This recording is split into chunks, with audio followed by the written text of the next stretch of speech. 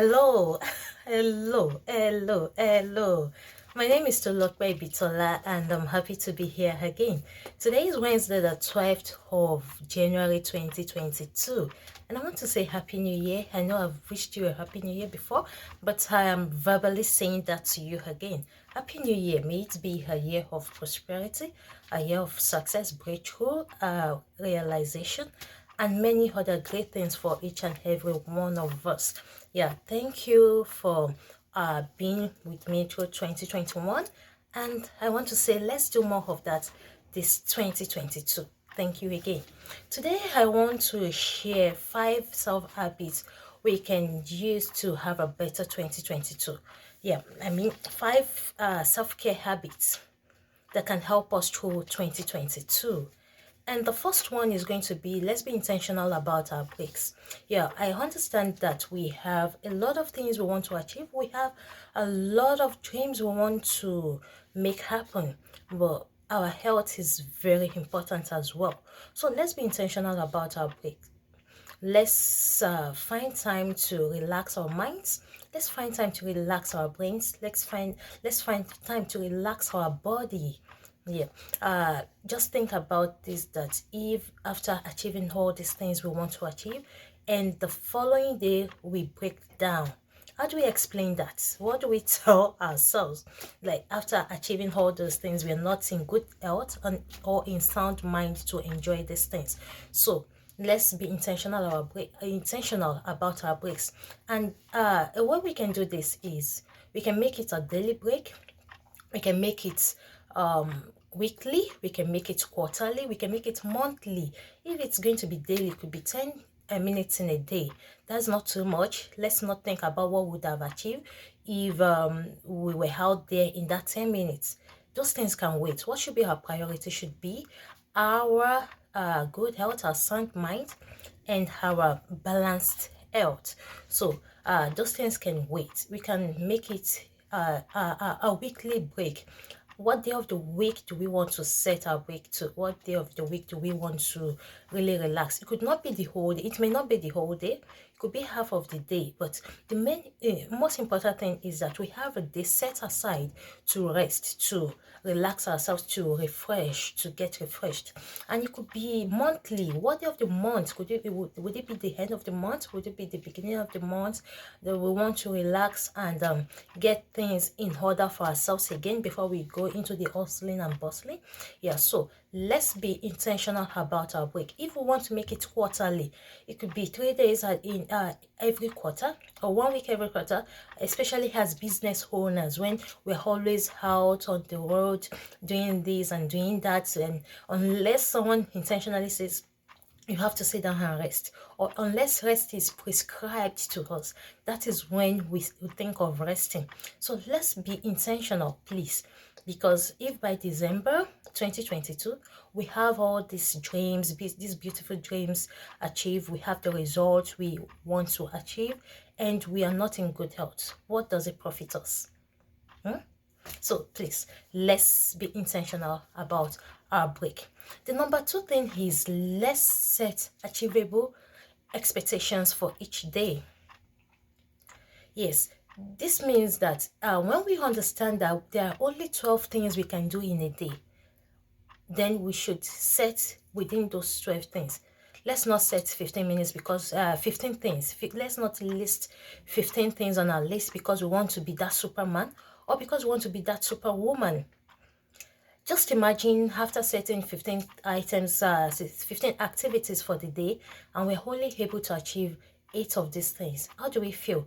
Then we feel less of ourselves.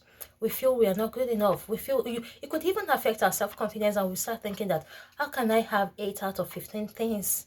So it kind of depresses us if we are not careful.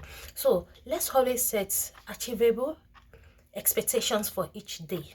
Let's not set more than what we can do. Let's not set more than what we can achieve. Yes, it is good to aim high.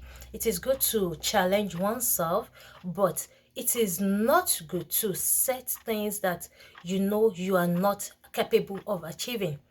It demoralizes you more. So, and that would not help. One way we can do this thing is making one particular thing most important. Like there's for every one of us, I think we should have one particular thing we want to achieve in a day. When we set that particular thing we want to achieve in a day, every other thing then follows. Let there be a priority of things, of activities. Let me put it this way: for every day, let's have that one thing. I want to recommend this book, The One Thing by Gary. Let me check. Yeah, I think I wrote it down, by Gary Keller and Jay Papasan.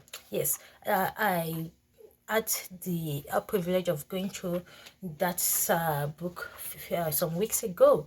The one thing that you want to achieve in a day, set it. After you have achieved that thing, every other thing can follow. But if you just put everything out there, like you're just dabbling into everything, at the end of the day you may not achieve anything, or you may end up achieving less than you have set out to do. So let's always have one thing we want to achieve for each day. Then we can then list other minor things that follow. Then after achieving that particular thing, that one thing, that when we go to bed at night, we can sleep with our two eyes closed, so that we have done something for that day. So let's us all set it that way, and you will see how it will help us, because I feel we'll be more productive when we have each thing for each day, instead of piling up 10 things for each day, and we end up not doing any of those things, or we just end up doing half of this, half of that, which it doesn't help at the end of the day. Yeah, so that's that for that. The number 3 thing is, let's be mindful of electronics. Like, yes, especially in the morning and at night. Yes, I'm speaking to myself on this too. Yes. But it's something that I'm also working on. I don't want to always start my morning waking up to phones, waking up to electronics. There's a way it doesn't make one achieve a lot for that day. For me, I've seen the difference. I've realized that the days when I wake up and I do not go to my phone, I do all the things I need to do, especially days when I'm on break. I do all the things I need to do, then I now settle down to my phone. I achieve more than when I wake up, maybe like 10 minutes into waking up, I have my phone. It disrupts my day, because I would have had a plan. Then I would see one message, then see another message, see another message. At the end of the day, the messages would not make me do the actual things I've planned to do. Those are the things I would then concentrate on, which then messes up my own personal plan for the day. Like, I have one friend that will say that he has his own problem, that when he now wakes up to other people's problem, how does he want to deal with his own problem? Yeah, it doesn't mean that one is selfish, but I think it's just a better way to take care of oneself. When you wake up, let's not wake up to phones, so that we can have a better productivity for the day. And also at night, let's have a plan. There's a way we can have a plan. I understand that a lot of businesses are done electronically, yes, and we have appointments, we have meeting schedule, we have a lot of things that we want to do on our phone, on social media and everything. But let's have a plan towards that, so that it would not affect our health, it will not affect our own system.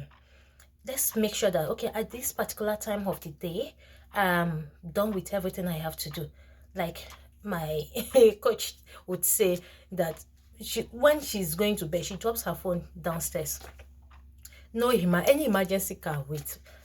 Any emergency, maybe they will call her husband, but for her own phone, she drops it downstairs, so that it doesn't affect her own productivity.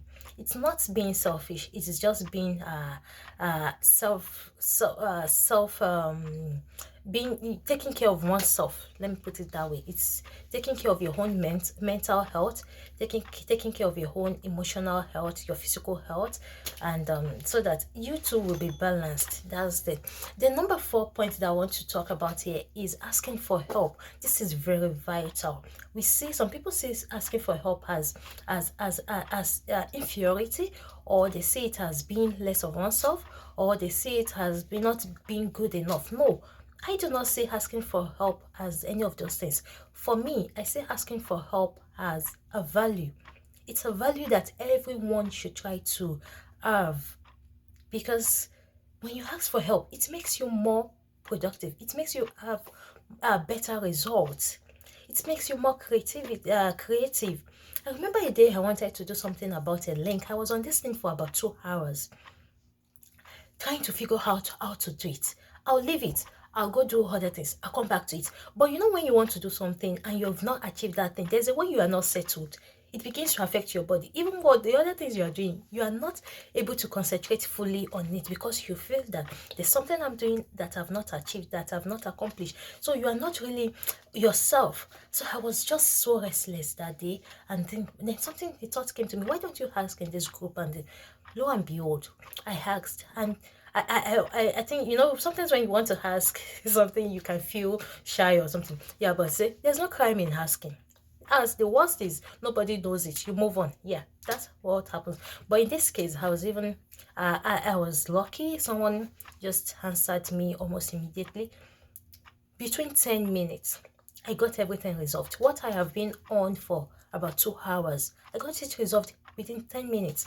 You can imagine how asking for help helps a lot to be more productive, to be more relaxed, to be more creative, to have better results. That's what asking for help will do for you. So this 2022, please do not be shy to ask for help. It's a value. It's a great value that we must all embrace. It makes us better. It makes us stronger. It makes us achieve more. And my number 5 point is going to be: say good things to yourself. Be kind to yourself. Be compassionate to yourself. You know those things that when someone tells you, when someone that is in love with you tells you, and you're like, oh, only me, all these things. Yes, say those things to yourself. It doesn't have to come from someone else. When you say it to yourself, it makes it more as in, it sits more in you. It goes deeper in you. You understand. You embrace it more. Yeah, like you are excellent. Yeah, I love you. You are beautiful. Tolu, you are great. You are going great. You are achieving great things. Tolu, you are excellent. Tolu, you are wonderful.